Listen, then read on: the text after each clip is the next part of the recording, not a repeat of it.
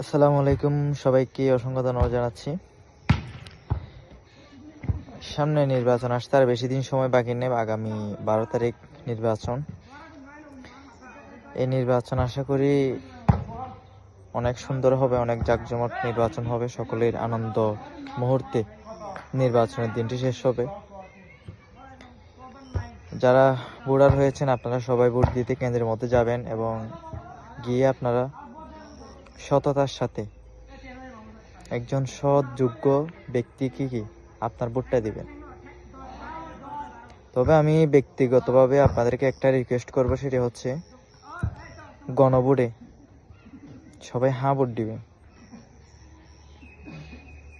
অনেকে জানেন না, অনেকে হয়তো দলের কথায় বা কে কি বলতেছে সব নিয়ে করতেছেন।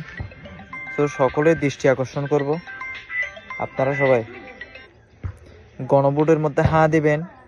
কারণ এই হাঁয়ের পেছনে, এই হাঁয়ে ভোট দিলে আপনাদের কি কি হবে সেটা হয়তো আপনারা জানেন না।